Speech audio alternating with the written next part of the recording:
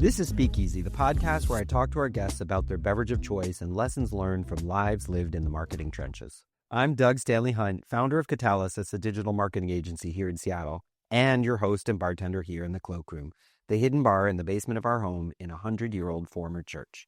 In this episode, we're here with Aimee Johnson, who really loves a spicy whiskey sour.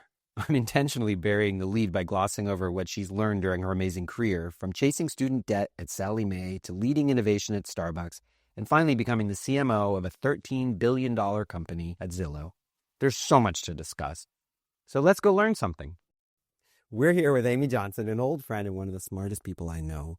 She's been working for quite a long time in marketing, but before that, she started her career as a, help me out here, a service rep for Sallie Mae. Customer service. And then moved quickly to programming, working with people on their default loans, their student loan defaults. Yeah, I had to find them. And then she went moved to become a brand manager at Campbell Soup, and then the head of innovation at Starbucks. So then coffee and tea, and then beverage. All right, and yes, and then from there she became the CMO of Zillow.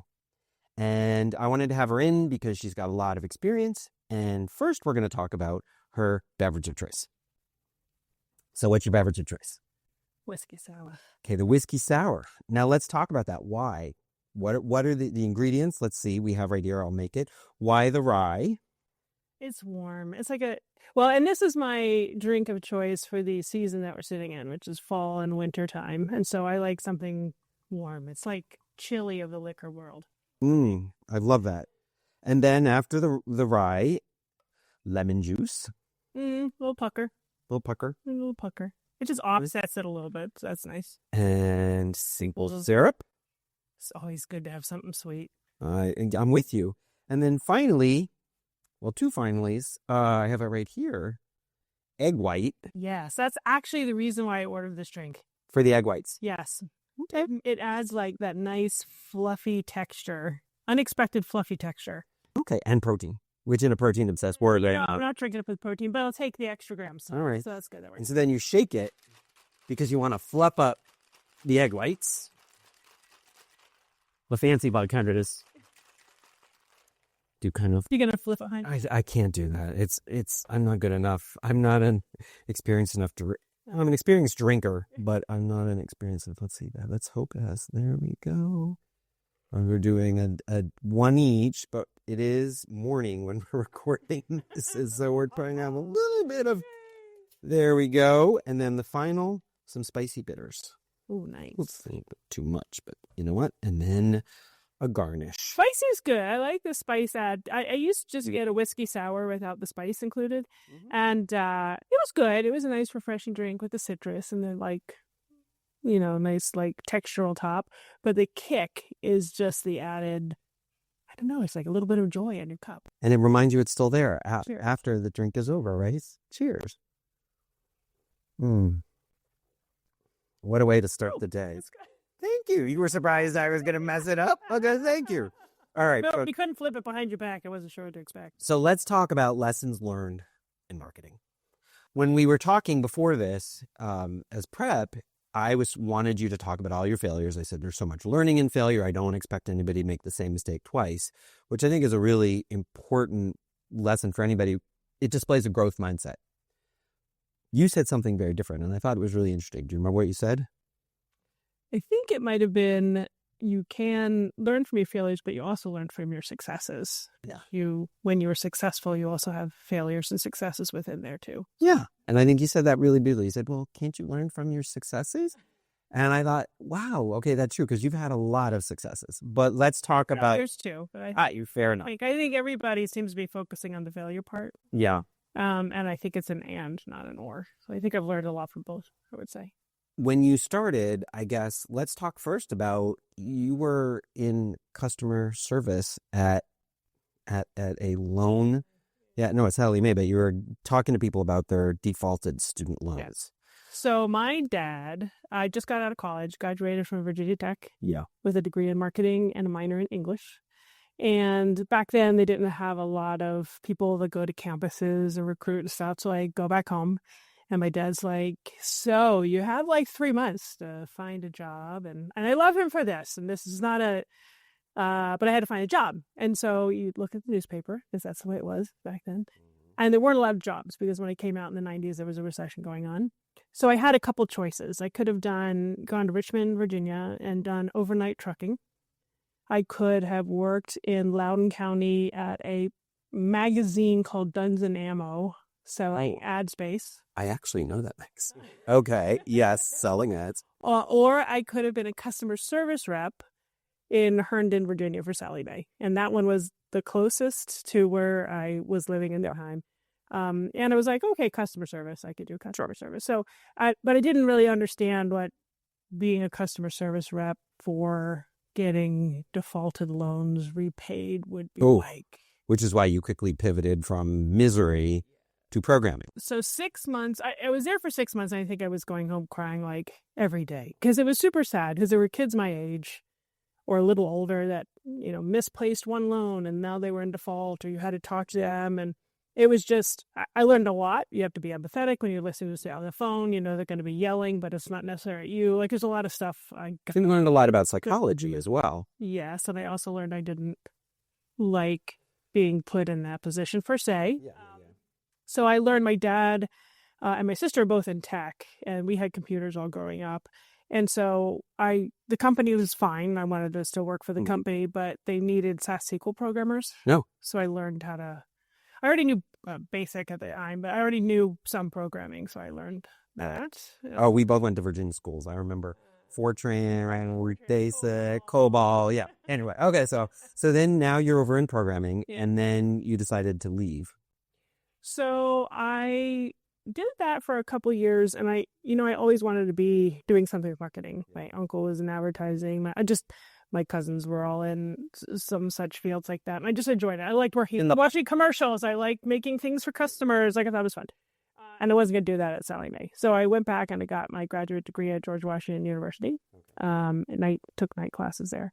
And then I got a job at Campbell's in Camden, New Jersey, Westside Philadelphia. Okay, let's talk about your favorite success there. My favorite success there. I think the funnest thing I worked on that also happened to be successful was when I ran Prego. Mm-hmm. Prego pasta. So. Right. And when I got to run the brand, it was like, let's do a rebrand. Okay. What's working, what's not, what's missing. And I had the most fantastic market research person, Monica. She was like my partner in crime, operations. So market research, foundational for you? Yes, 100%. Okay. So and finance too. Oh. So my finance person and my creative, so in the studio. Okay. So I had a group of core people and you go out and you sit and you listen to customers and you do your ethnographic research, you figure out what your point of difference is, and you do all that awesome stuff. And then you have to, after you learn and listen, you have to know what to do. And you have to be able to fund it. You have to know there's people that are going to use it. You have to know you can get distribution, like all that stuff. That's all the basics. But listen, a lot of people don't know that. I mean, let me get this away. That over there. A lot of people don't know that. And these are part of what I think we want to have these conversations about is what are the fundamentals? Because right there you have a brand issue and brand is part of marketing along with other, demand gen and other sales pipeline components. Yeah. But brand is a big one. So you were working on Prego brand. You had all of these components. And different Prego brand, like the thing I'm hearing now, which is really, I don't know, maybe it's new school versus old school, is in brand marketing, like you're responsible for, is Doug going to eat it? Are there enough Dougs that are going to want it? Is the distribution turns going to be there? Can I get it profitably there or back? It's the gestalt of it. Is it priced the same? Who's the competitor? So you have to look holistically at what it is the offering is. You have to work with the sales team to get stuff in. You have to, where now I hear the word brand and people are like, it's this thing. The brand is really the promise you're going to make to the customer. So when you hear the word Prego or when you hear the word Nike, whatever the word is, you're expecting something. Yeah. It's a relationship with that brand in a certain way. And that's when you say brand. Then the question is who within the organization is responsible for which parts of that? Yeah. And who's defining what those things should be to keep sacred. Disney does a fantastic job. So Disney does a great job. I love brand dropping here because we're going to name them, we're going to hit them. And like you said, Nike too. Yeah. I think in that sense, then where did you discover conflict within the organization that you had to muscle through or you had to navigate that taught you to really own the brand for Prego? Were there some ugly face-to-faces where there were different understandings of what the brand should be? For Prego was more convincing the organization that it needed to have a strong enough identity with the customer to have a fast recall that is different than ragu. Yeah. And that meant it tastes different. My family will love me differently because of it. I can prepare it faster and more consistently. Like whatever those things are that it is good for. And ragu could still exist as the base for your, but we're not going to try to own that. Yeah. So you have to make sure the brand stands for something for itself, not just for competition, but that you're loud enough and people hear it enough. And so where's the conflict? Distribution. So where was the conflict you had to negotiate? Well, do you really need to go that far with it? Do you really need to spend whatever in advertising? So cost. Do you really need to get that type of awareness? Won't they know already? Don't they know already? That's what it is. So there's a lot of, which I didn't feel like it was, I would say that's more like everyday brand marketing. You have to justify your marketing spending. Kind of thing. But the conflict was in, at the time, if you had like the red and white soup, the condensed line, and you spend $1, you make back $1.25. Like, and in most CPG companies, at least at the time, you're not even making your $1 back. Right. So it's, do I put $1 here or do I put $1 with you? And then what does it mean? And what does it stand for? The company, the greater good of the organization, etc. So I think that was most of where the conversation was. Okay. Some of it also was in, we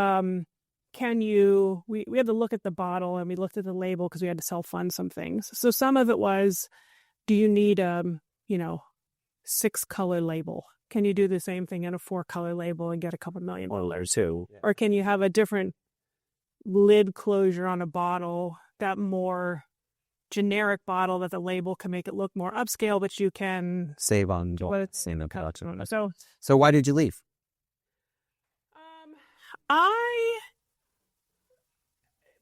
It was a rinse and repeat. Yeah. With you got bored. Packaged company. So you got bored. And it wasn't necessarily innovation. Yeah.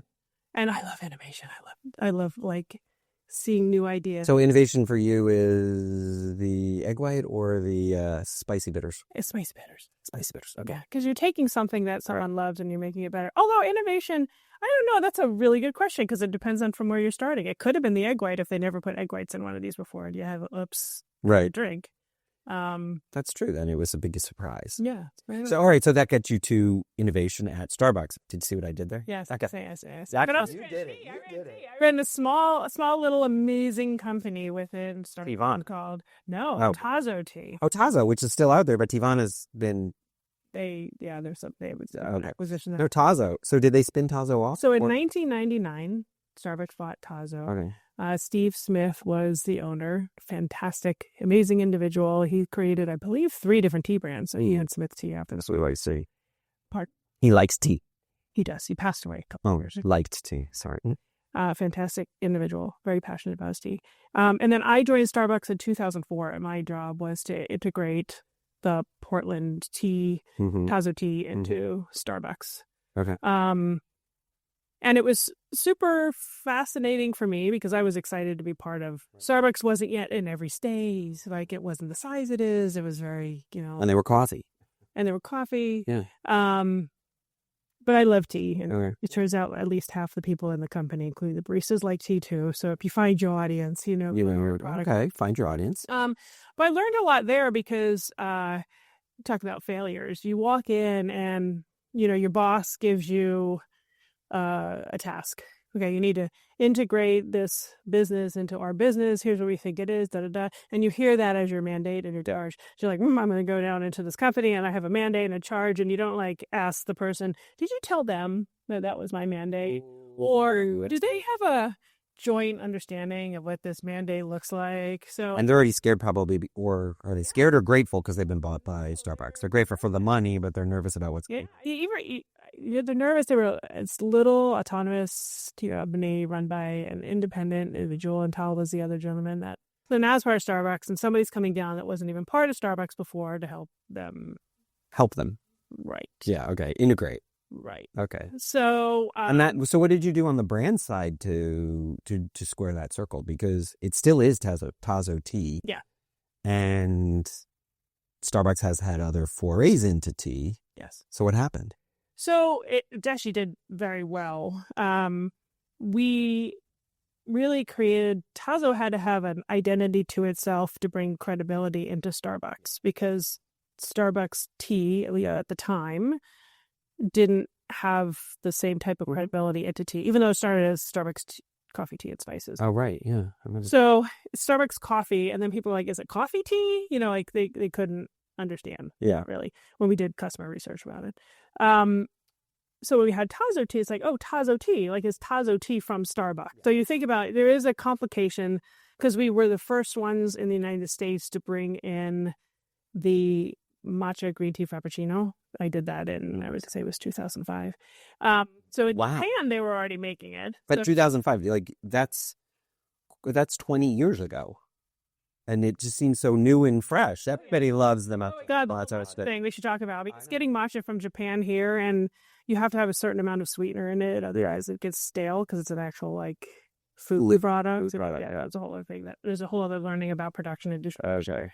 But yeah, so we brought it over. So you have Tazo, you have Starbucks, and you have Frappuccino. Yeah. Like, what the heck am I going to put on the menu board? So you really had to figure out, what are you trying to get across in the second the person's looking, or if you're going to communicate it to somebody, what's going to come out of the brief's mouth, what's going to be on the key for them to hit. So, and what's the drinking experience? Like, how do you communicate that? Right. Is it Frappuccino forward? Is it matcha forward? Is it so? That was a really awesome kind of problem to work with. And this lady, Kim Malik, who worked for me in Tazo, who now runs Salt and Straw, fantastic person. Salt and Straw. Helped to figure out and get this thing through the system at Starbucks and up and running into her. So a lot of complexity there. But at first, when I was going down to Tazo, I came from Campbell's, which is a big corporate, right? It's like a machine that does things the same way all the time. Like P&G. Yeah, big. Right. So we're going out to tea and going to this little awesome place. It smelled amazing. You can imagine, like, you smell like you're going to a spa every day. And I'd walk the halls, and I would be thinking about something, and I'd just walk past people. And then about a month in, there was, like, I think an Aimee intervention. We're like, we have to talk, because if you're going to be coming down here helping us, you're not doing it in a very personable way. Oh, really? And I was like, what? Because I've already been told I'm a personable person. Yeah. So we decided that we would do, there's something Starbucks called assimilation. It's when there's a group of people and a facilitator, and they talk to the people, the facilitator, and you're in there. Here's what I want to do. Here's my goals. Then you leave, and then they talk. Then you come back, and it's not one person that says something, but it's here's things we love from you, right? So it feels actually, I've been to a couple in my time there. It was great. It's actually super helpful as a leader. From a branding perspective, it sounds like the Borg.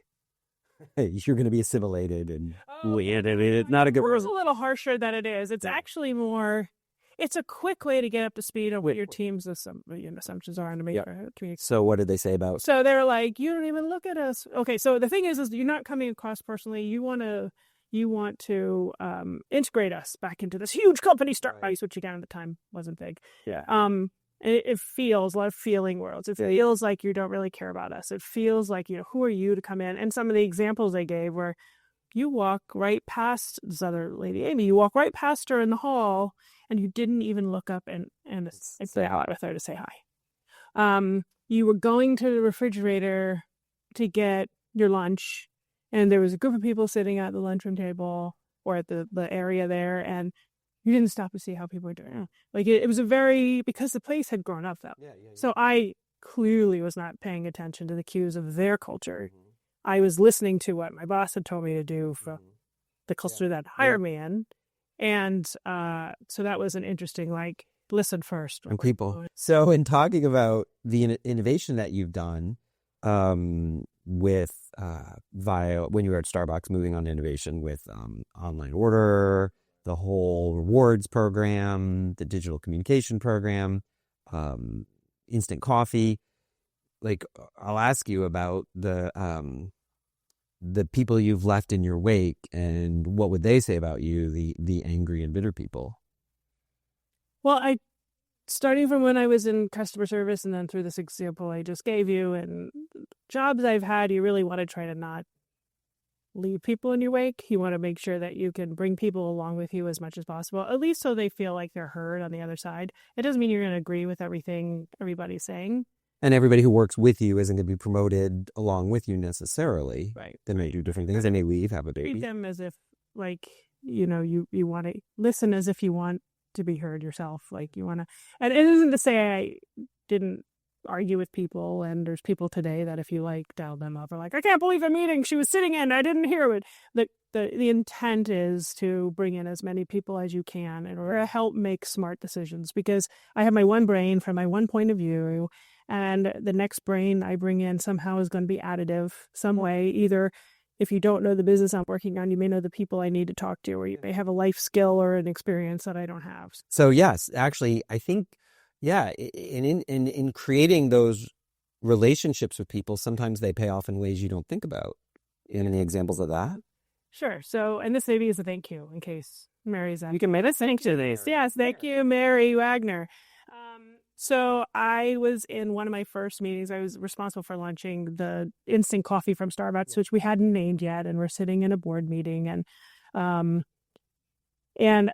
you can imagine the board table's fairly large, and Howard Schultz was on one end, and Cliff and Mary. A bunch of people were in there that were business unit owners, and the head of operations was there, etc. And I was the director, so I was the lowest level in the room. And I'm listening as hard as I can, like I'm listening. And it was one of the first times I'd ever been in one of these environments where you have the person in charge of the whole organization is debating with others that are much higher level than you. And I am running it. So I have to figure out, how do I listen to it? How do I understand where we want to go? How do I shape the conversation in a way we can make the decisions we want to make, right, that we could move on? And Mary pulls me aside after, this might have been maybe the third one of these meetings we had, and she says, hey, and I hadn't worked with her that much. She ran R&D for Starbucks. And she says, hey, I've just noticed something. She goes, I don't think you're stupid. And I was like, oof, I don't know where this is going. She goes, but I think you have a hearing problem. And I was like, what? And she said, yeah, you keep like answering the questions just wrong. Or you're making a comment on something, oh my God, just kind of wrong. Like it's not what they asked or what they said. She goes, I think you should get your hearing check. So I'm like, okay, thanks, I'll do that. So I went and got hearing check, and I always knew kind of, I had to look at you. Yeah, sorry. And it turns out that I had degenerative hearing loss. And at the time, so this was almost 20 years ago, okay, I had the hearing of a 65-year-old. Wow. So, and the specific tones that I couldn't hear were the same tones as many of the men including Howard Schultz. You're a big boss. I will forever be grateful for Mary for even saying that, because she could have not said anything, and I could have just been a mess. But it's about the relationships. I think that's important, and I think this is something that, I mean, I in these conversations, I'm talking to different people, and I think a lot of what you're talking about, caring about the people you're with, benefiting from them, creating those relationships, having empathy, are very, very generally associated as feminine qualities, but I think they're universal qualities that benefit a lot of people that I talk to. And being able to listen to other people and incorporate their point of views, or respectfully object and try and convince. And if you can't convince, then object and say, well, these are what I stand for, and we'll have to make a decision based on that. Let's move on to your biggest thing at Starbucks, which I think was rolling out online ordering. And how did that start? And it is now responsible for, what, 20% of Starbucks revenue? Or a third of the revenue. 32%. Okay. So that's still significant. 33% of Starbucks revenue came from something that began with your initiative. Yes. So we can say so. I know, it's exciting. And here you sit in our humble little SpeakEasy. Here's to success. Yeah. So how did that come about? So I was running the loyalty program, and a woman that worked for me ended up sharing some technology that we had. So she's like, there's a way, because we have an ecosystem that you can store payment, the point of sale had a way to scan the payment, and the payment system is connected looser than we originally thought when we floated this idea to inventory and to products consumed. But still miles ahead of where most companies were at the time. Right. So she's like, this exists. We could do something with it. And I went around to different people. I went around this person that ran digital payments for me. I was like, do we want to use this for anything? And he's like, no, I don't really see any need for it. I'm like, okay. I went to different groups just within the organization, be like, is anybody using this? Like, they're like, no. I was like, huh. So I was looking more and more into it, and I asked her to help write a business case. Like, what is the technology? What can it be used for? Why is it important? So put that here. So at the same time, I would happen to be sitting in business meetings where we were hearing that between 6:30 and 9:30 in the morning, so during rush, in the busier stores, ninth person or more standing in line bails on the line. So they leave the store. So if you're in New York, it was fine. You just go maybe 3 blocks down, but you lose that sale if the next Starbucks isn't between you and your office. And there's a Dunkin' Donuts or whatever in between. And so that we didn't get that revenue back necessarily. So that in my head, I had that as a business problem. At the same time, I also knew about the Disney FastPass, which were, if you're not familiar with FastPass, at the time, it was you go, Buzz Lightyear, you go and you say, I want to come back later. You get a little piece of paper and you go, then you go back and you go, I read a line. So I was like, well, we have this problem where we need to get more people through the line. Disney's kind of figured out how to do that with FastPass. And we have this technology because we have this ecosystem put together. So we worked on a presentation or conversation about how this could help us. And I also happened to reach out to the folks that were creating the wristbands for the Disney FastPass. They happened to be in Seattle. So it's like, tell me about that experience. What do you know about that? What's working, what's not, what's missing? And so I learned a little bit about their experiences because it was important. And folks brought this up when I talked about it. Might not remember, but at the time when people jumped the line at Disney, they're like, a dad would fight another dad because he thought, sorry, get ugly. I don't want that in Starbucks store. That's not good. You don't want that in Starbucks. Over coffee. Yeah, over coffee. Over Buzz Lightyear, maybe, but not over coffee. I don't know. Either way. Not in front of the kids. No, I know, right? And if there's no coffee in your system, you might fight more. So I presented to, like, all the heads of state, right? The head of operations, the head of finance, the head of strategy, the head... and they said, yes, let's greenlight this. No. What, are they stupid? No. Please ask questions. So what I really wanted to do is I wanted to go right to testing out-of-store ordering. Okay. Because I'm like, that's the thing we're looking to solve for. Is you want somebody to be able to order out-of-store. And the argument, there was a lot of arguments for why not just jump to that, right? Why? Well, we're a democratic line system, right? You get it first in, first out. It needs to be that way. And I even still have the piece of paper where they get that one of those gentlemen wrote to me what a democratic line looks like, circles and squares and arrows and that kind of thing. And I keep it always to look at to be like, listen and come back and things can be done. So, so then what I did is I ended up talking to the folks that made the wristbands, and we created some like testing that we could do. And I think I want to say 10 or 11 different ideas for tests, just to see which of these ideas may be viable. And I listened to what they said, like, okay, let's make the thing trigger when you come in the store. Let's make the thing trigger at the scan so that the drink you want follows you to your phone. And the last one was order from out. Yeah. And it used to, when we first started, it was called remote order. It ended up being mobile. And so the tests, a handful of the tests got greenlit, and remote. And naturally, remote why it won. And that's the one that made. And you knew that. And did you find in that or in any other work that you did at Starbucks where you had a big learning because you didn't incorporate other people? Yes. What would that be? So tell me about. Let me start that again. What Tell me about another. A little one, then a big one. So I had a little one because I think it's good for folks to. This one's interesting to me. Okay. Back at Campbell Soup. So I was running red or white eating soup, so the condensed soup, and I happen to have the kids brand. So those are the ones with the pasta shapes, little stars and fish, or Disney shapes or whatever they are, right? And I had the thornberries. I think I remember different shapes. See, I'm too old for that. For me, it was chicken and stars. That was the big deal. All right. Well, this is the SKU that changed. Okay.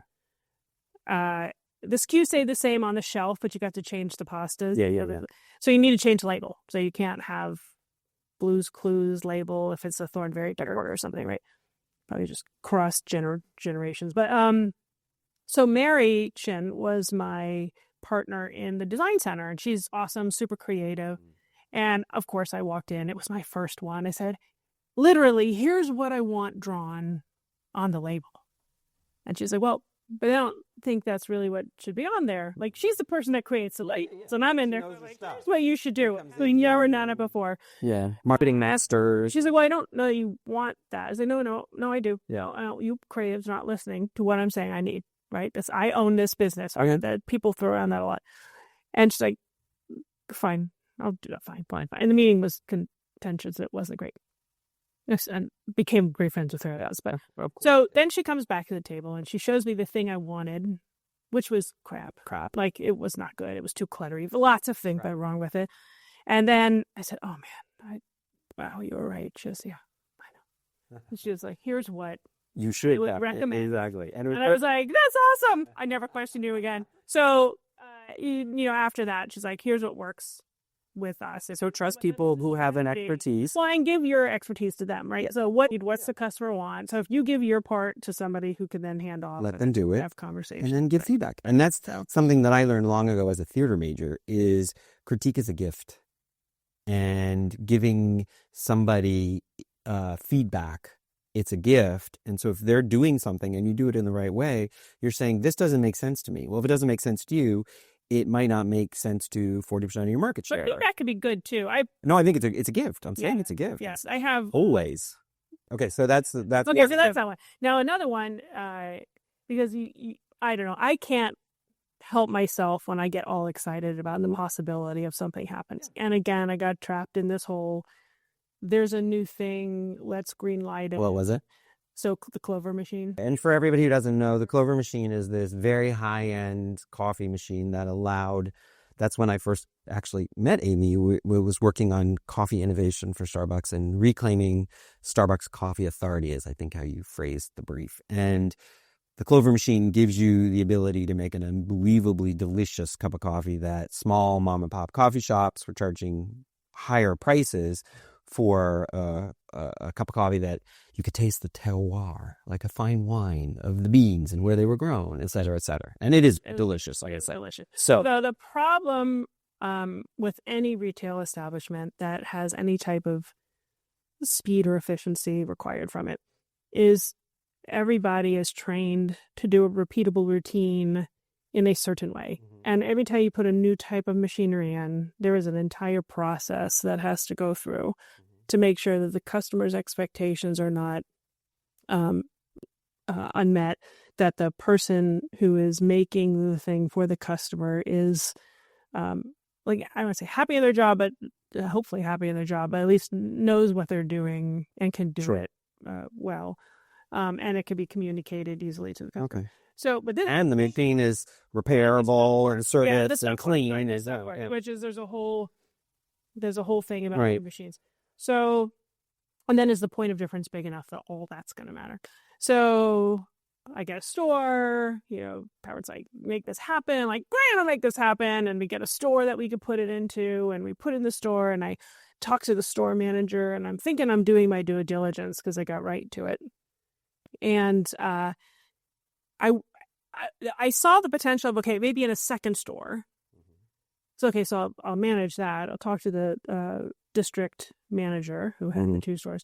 But I didn't really reach out to the person in charge of the whole Pacific Northwest to make sure that person understood.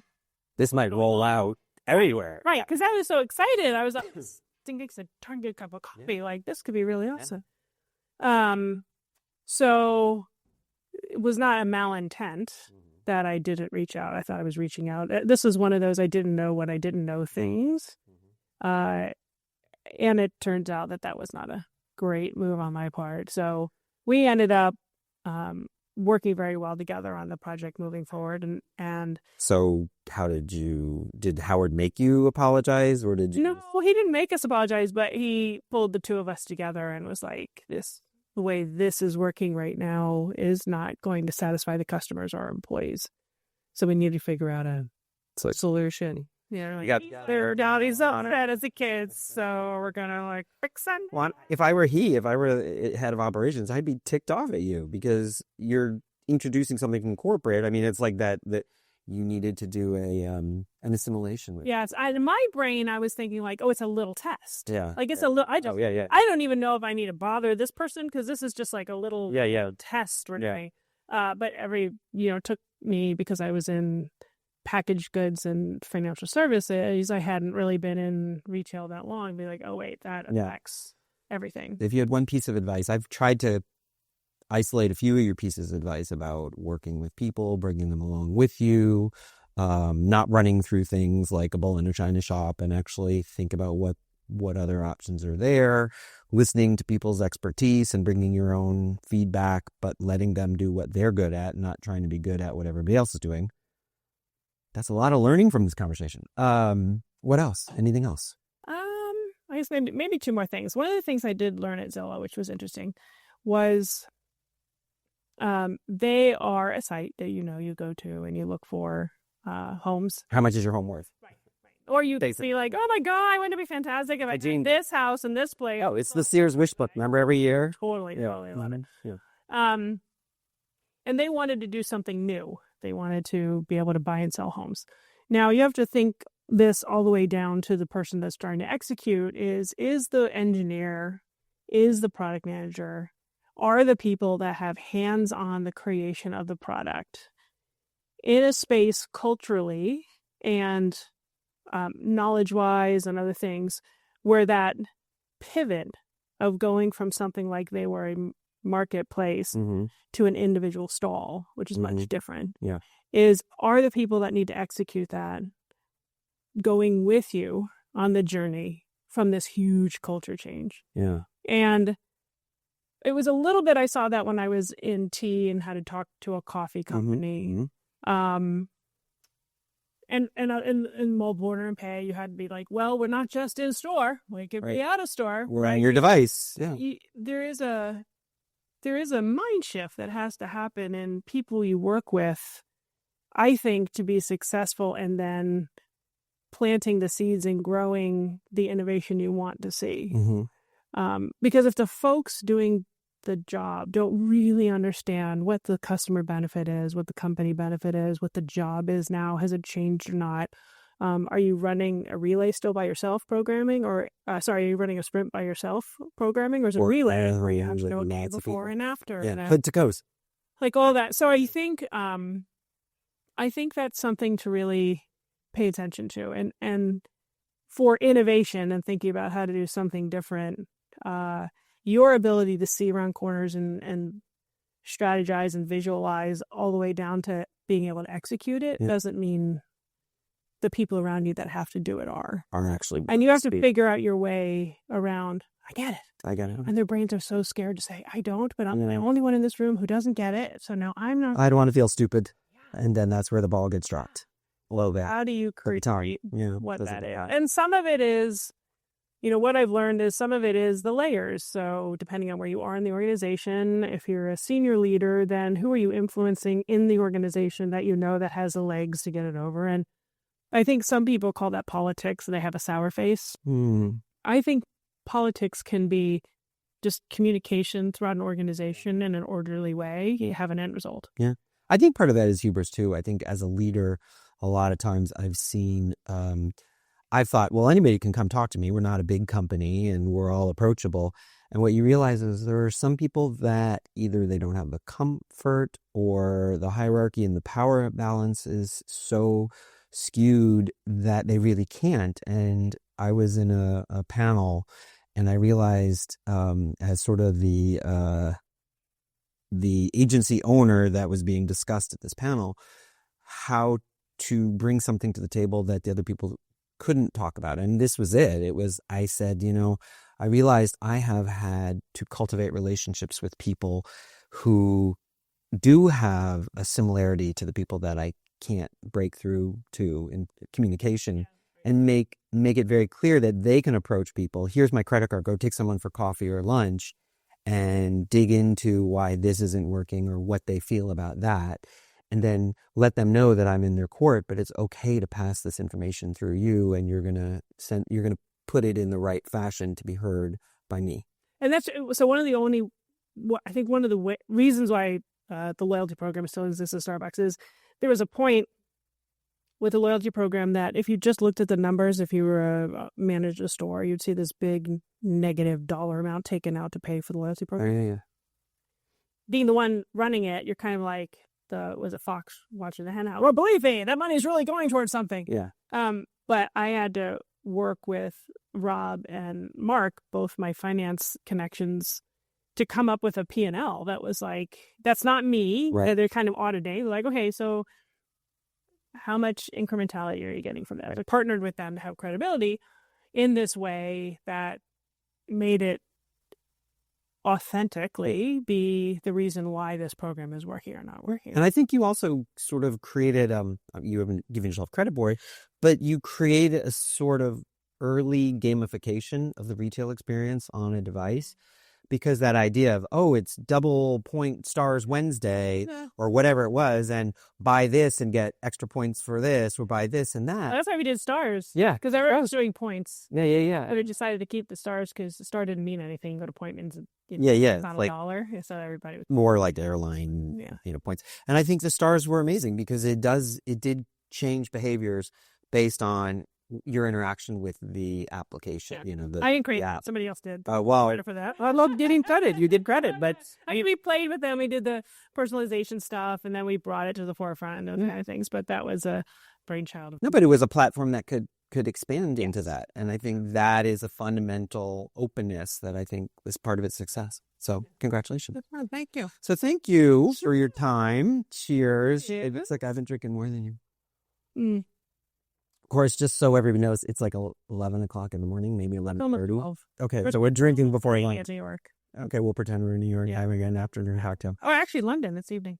So, anyway, we look forward to having you back here. And we will post on our site page lots of links to the name brands that we've dropped and more information about Aimee's bio and anything else. So, thank you. Yes. Thanks for listening to this episode of SpeakEasy. I hope you enjoyed our conversation or learned something from it, and I have a favor to ask. Please share us, like us, leave your comments, you know the game. And most of all, if you have any guests you'd like to suggest, please let us know. The full transcript and show notes are available at catalysis.com/speakeasy. Keep asking, keep listening, and most of all, keep learning.